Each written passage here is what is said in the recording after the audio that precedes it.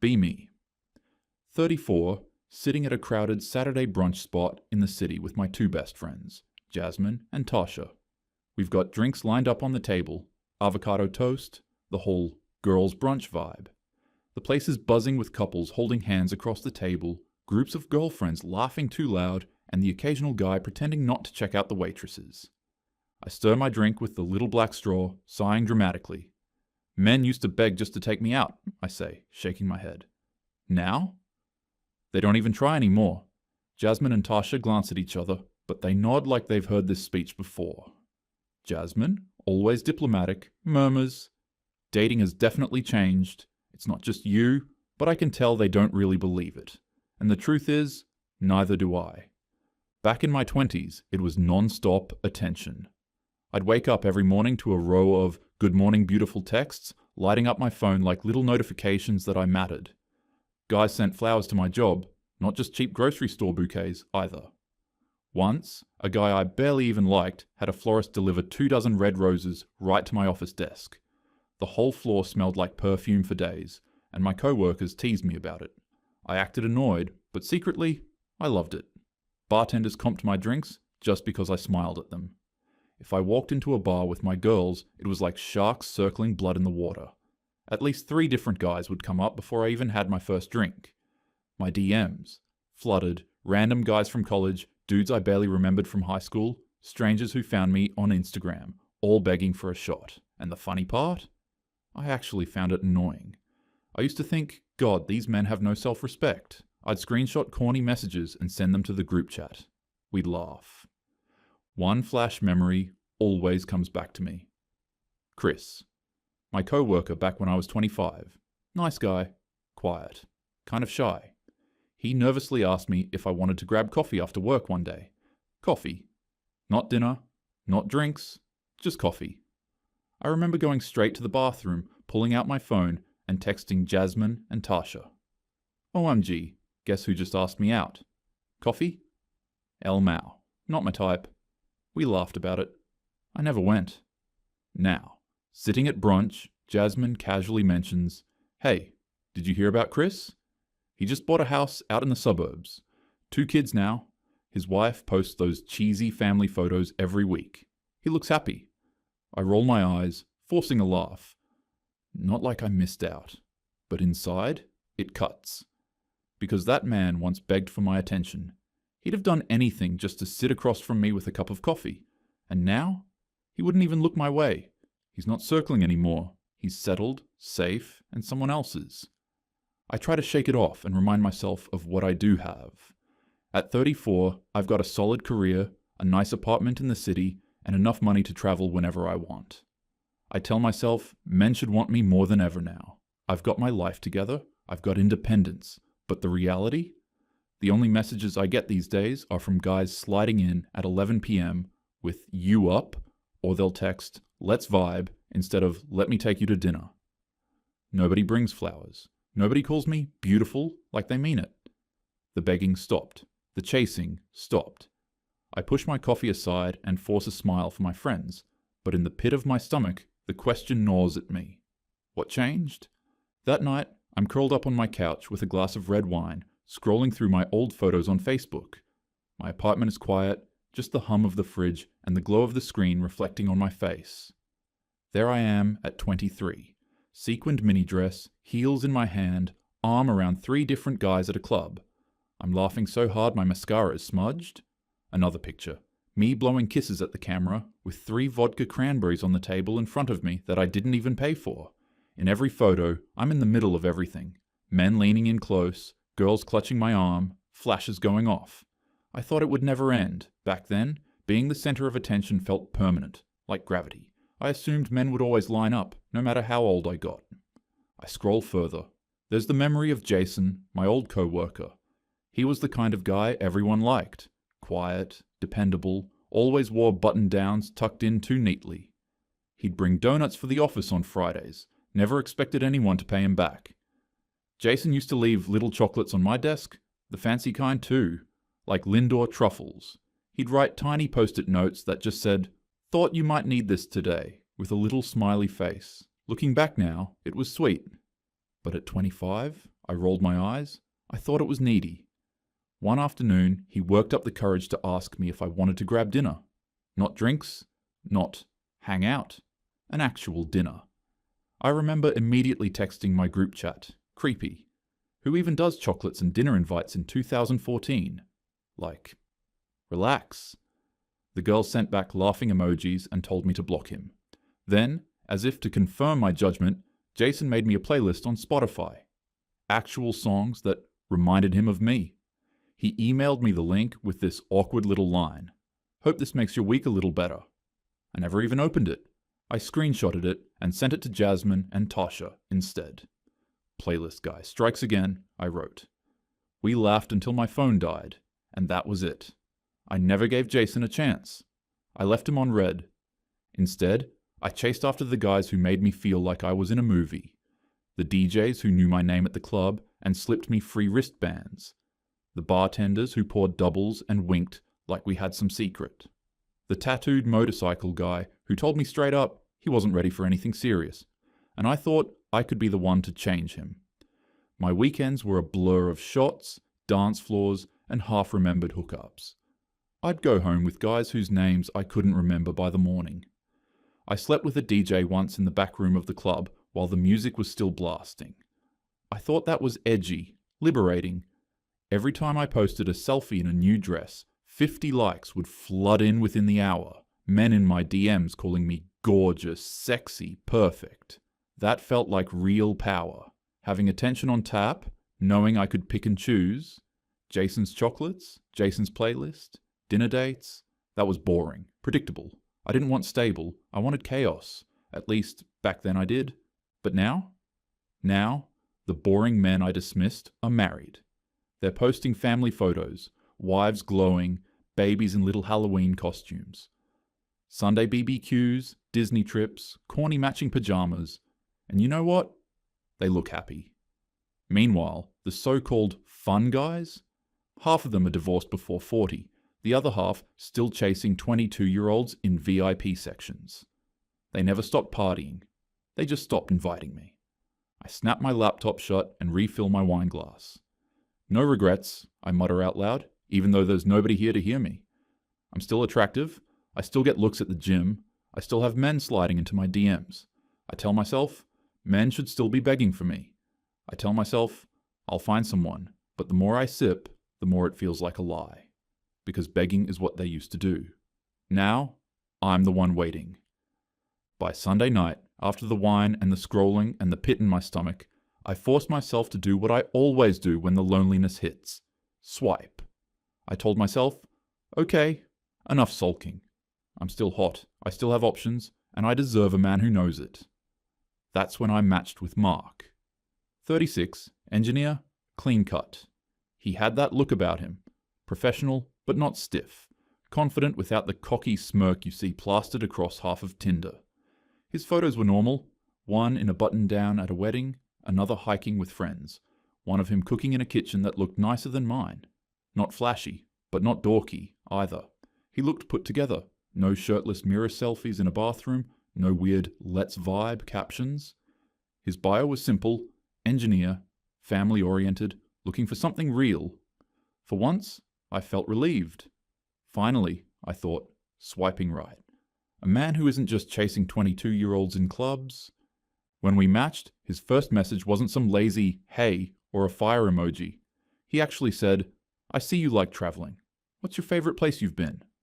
I remember staring at it for a second, almost suspicious. A guy asking me a normal, thoughtful question? I typed back, Barcelona.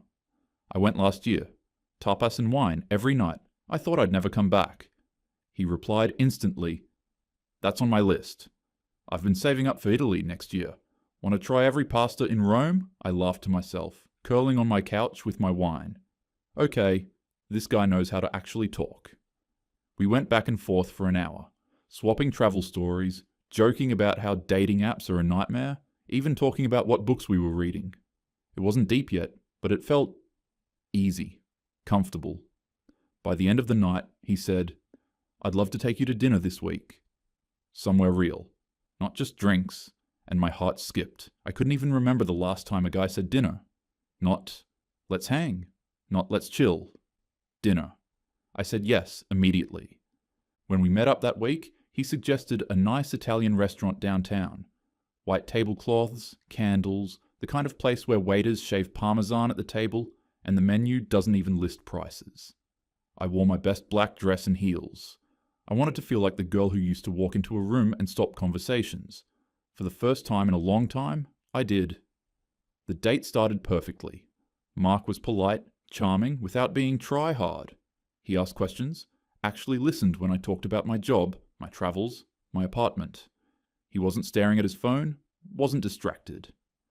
Honestly, he said at one point, swirling his wine, I'm at the stage where I just want something real. Marriage, family, stability. I've had enough games. I want someone who's done with that too. I smiled, nodding. Yes, exactly. This is what I've been waiting for. But then he added, a little softer. My last few relationships fell apart because of dishonesty. I tilted my head. What do you mean, dishonesty? He took a sip, eyes steady. Both women I dated pretended to be one thing. Serious, family-focused. But I found out they had wild pasts. Hookups, partying, all that. One even lied about how many guys she'd been with. It crushed me. I don't judge people for living, but I need someone whose values actually align with mine. Not just the image of it. His words hit me harder than I expected. I laughed lightly, brushing it off. Well, I definitely had my fun in my 20s. Clubs, DJs, you know how it is. Who didn't? He stiffened. Just a little, but enough. What do you mean by fun? I shrugged, trying to keep it casual. Nothing crazy, just I dated a lot. Hooked up here and there. That's normal, right? He set his fork down. So, how many guys are we talking? I waved it off with a laugh. Does it really matter? Come on, you know everyone experiments when they're young? But he didn't laugh. He just looked at me. Serious. Steady. To me it does, he said finally. It matters if we're building something long-term. I felt my stomach twist. My instinct was to keep it vague. Let's just say I was very social. I didn't want to settle when I was younger. That's all silence. His face fell just slightly, but it was enough to ruin the mood. The air shifted, the candles flickered like they knew something broke. We finished dinner, but it wasn't the same. He was polite, paid the bill, walked me to my car, but the warmth was gone. No lingering touch, no spark. 2 days later, my phone buzzed. Hey, his text read, you seem great, but I don't think we're compatible. I've been down this road before, and I'm done repeating mistakes. I wish you the best. I stared at it, my chest tightening. Repeating mistakes. I wanted to throw my phone against the wall. Why do men even ask about body count if they can't handle the truth? Why pretend it's about values when it's just about control? I told myself that. Over and over, I texted my friends angrily. Ugh, another man who couldn't handle a strong woman with a past. They all sent back clapping emojis. His lost girl, the usual, and the irony burned. Once upon a time, men literally begged for me. Now, even a man who seemed perfect wouldn't even try. The weekend after Mark cut me off, I had to drag myself to my cousin's birthday BBQ. Honestly, I almost skipped it. I wasn't in the mood to watch my relatives parade around their spouses and kids while I showed up solo with a 6-pack of White Claw. But family guilt wins every time. The backyard was full of lawn chairs, balloons tied to the fence, kids running around with popsicles. Everyone was laughing, grilling burgers, holding beers. Normal, happy family stuff. And then he showed up, my cousin David. He's a year younger than me, 33, and for as long as I can remember, he couldn't keep a girlfriend for more than 3 months. He was always that guy chasing, trying, striking out. Except now he wasn't alone. He walked in, holding hands with this petite woman who couldn't have been older than 25. Long black hair, soft smile, sundress that looked like it came straight off a vacation ad. He introduced her with this huge grin plastered on his face. Everyone, this is Marisol, my fiancée. The whole family erupted, cheers, hugs, congratulations. My aunt actually teared up. She treats me like a king, David said proudly, his arm tight around her waist. Honestly, best decision I ever made. I forced a smile, clapping with everyone else. but inside, my stomach turned. Really? He had to import a girlfriend? He couldn't find one here? Marisol blushed when my aunt complimented her, saying in a soft accent, "I just feel so lucky." "He is such a good man, Lucky." She felt lucky? That line stuck in my head like a splinter. When was the last time I felt lucky just to have a man? I made polite small talk with the aunts and uncles, but the whole time, my eyes kept drifting back to David and his fiancée. She stuck to his side, smiling at everything he said, laughing at his dumb jokes I'd heard 1,000,000 times growing up. At one point, she even fixed his plate for him. Burger, salad, a little scoop of baked beans, like she just knew what he wanted. He looked at her like she hung the moon. Finally, when most people were distracted with cake, I cornered him near the cooler. "So, David," I said, forcing a casual tone, "how exactly did this happen? You went all the way overseas to meet someone?" He grinned, popping open a beer. "Yeah, best decision I ever made. We met when I went to the Philippines with some buddies. Honestly, I wasn't even planning on dating, but she treated me differently than any woman here ever did." "Differently how?" I asked, eyebrows raised. "She's feminine." "Sweet. She doesn't play games. She actually appreciates me." He took a long sip, shrugging like it was the simplest thing in the world. "Look, I used to kill myself chasing women here. They never wanted me. With her, I didn't have to beg. She just wanted me. No power struggles, no nonsense," I scoffed. "So you had to go halfway across the world to find someone who appreciates you?" He didn't even flinch. "Yeah, and it worked. I've never been happier." That stung more than I expected. I pressed harder. "Don't you think it's a little desperate? Flying overseas just to find a girlfriend?" David smirked. "Desperate? Number? Smart? Why keep beating my head against a wall here when there are women out there who actually value men? I'm done begging. And honestly," he paused, giving me a look, "it's not just me. Haven't you seen Ryan lately?" My stomach dropped. "Ryan?" "Yeah, your ex. He's in Bali right now with some gorgeous Colombian girl. Dude's glowing. Posts about her non-stop." I laughed stiffly, waving him off. "Please. Ryan? He's probably the same player he always was." "Check for yourself," David said, sipping his beer. On the ride home, I couldn't resist. My hands were shaking as I unlocked my phone and opened Instagram. And there he was. Ryan. The same Ryan who strung me along for 2 years in my 20s, always not ready for anything serious.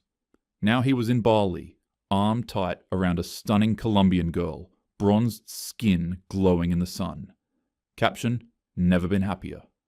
The comments from his guy friends poured in. "W bro. King. This is how you do it. Smart man." I slammed my phone face down on the passenger seat, my heart racing. Not only are men not begging anymore, they're literally leaving. Not just me, not just women like me. They're leaving entirely, finding women somewhere else, smiling, fulfilled, celebrated by other men for it. Meanwhile, I was driving home alone from a BBQ with nothing waiting for me but wine and Netflix. I stormed into my apartment, kicked off my heels, and poured myself a drink. I muttered under my breath. They just want submissive women, that's all. They're losers. They can't handle a strong woman. These last few weeks have been too much. Mark, the BBQ, Ryan on Instagram. I'm sick and tired of replaying it all in my head. Even my girlfriends aren't helping anymore. All they do is send the same empty, "his loss queen" texts. It doesn't fix anything, so I did something I never thought I'd do. I Googled, why don't men want to date women in their 30s? The first article I clicked hit like a slap. Surveys everywhere said the same thing. Men overwhelmingly prefer younger women for long-term relationships. Pew Research, even Tinder data. Average man in his 30s was swiping hardest on women 22 to 26. Another stat, over 70% of men admitted they wanted a partner with a low number of past sexual partners. Words like trust, stability, loyalty kept popping up. I sat there staring at the screen, heat rising in my chest. My stomach twisted. So what? Because I had fun in my 20s, I don't get to be loved now? I slammed my laptop shut. Number. That's not it. Men are shallow, insecure, obsessed with control. They can't handle a strong, independent woman like me. That's the real reason. It has to be.